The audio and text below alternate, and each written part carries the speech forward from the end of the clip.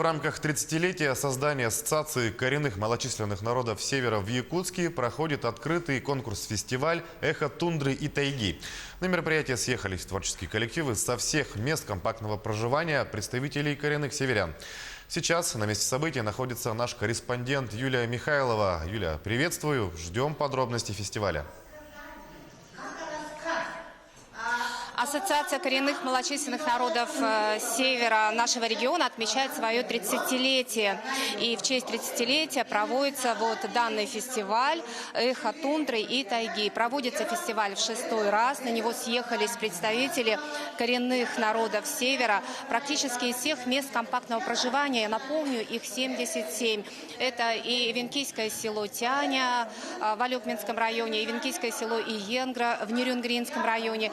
Это и Момские Эвены, это и Юкагиры, это и русско-устинцы. Хочу сказать, что малочисленные коренные народы за 30 лет проделали очень большой путь по сохранению своего языка, культуры, народных традиций. И, кстати, очень бережно к этим народным традициям относятся и русско-устинцы, старожилы, которые проживают в двух селах Русское Устье и Походск. И вот что нам накануне рассказала исполняющая обязанности председателя арктических старожилов Татьяна Шкулева. Ассоциация называется «Русские арктические старожилы», куда входят русско-устинцы и походчане. Нашей организации русско-устинцы в этом году исполнилось 10 лет. У нас был юбилей в январе месяце. Живем мы полной плодотворной жизнью. Каждый день у нас какие-то мероприятия, каждый день какие-то выступления. Чуть ли не каждый день у нас что-то есть по программе. В общем, мы занятые люди. Мы стараемся привлечь молодежь. Пытаемся, но это очень сложно. Общественной работой заниматься вообще сложно.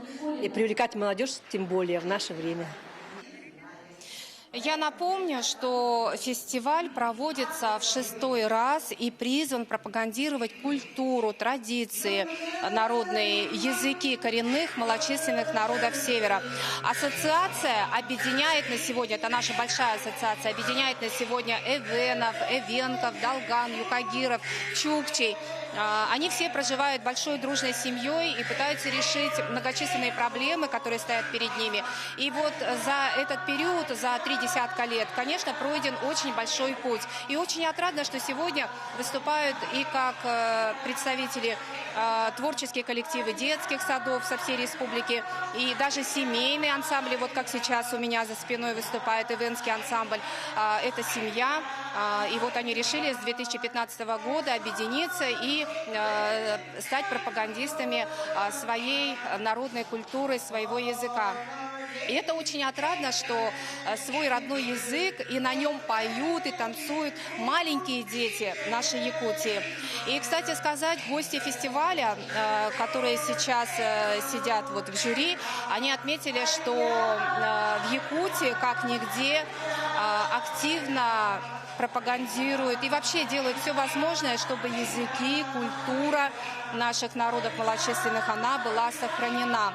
И хочется отметить также, что в дни проведения торжественных мероприятий, посвященных 30-летию нашей ассоциации, которая, кстати, является одной из старейших ассоциаций вообще в нашей стране, стоит отметить, что большая ассоциация коренных малочисленных народов Севера, Сибири и Дальнего Востока младше нашей ровно на 1 год. И хочется сказать, что в эти дни проводится очень много мероприятий. Это не только танцы, но и серьезные разговоры с депутатами ЛТУМЭН, с уполномоченным по правам коренных малочисленных народов о тех проблемах, которые стоят сегодня перед северянами. Мероприятия будут продолжены до 22 декабря. В их числе всевозможные выставки изобразительного искусства, это и художественная литература, это и народные промыслы. Пройдет также в рамках 30-летия большой фестиваль строганина. Ну и, собственно говоря, Сергей, мероприятие продолжается. Юлия, спасибо. Юлия Михайлова рассказала о фестивале коренных малочисленных народов Севера «Эхо тундры и тайги».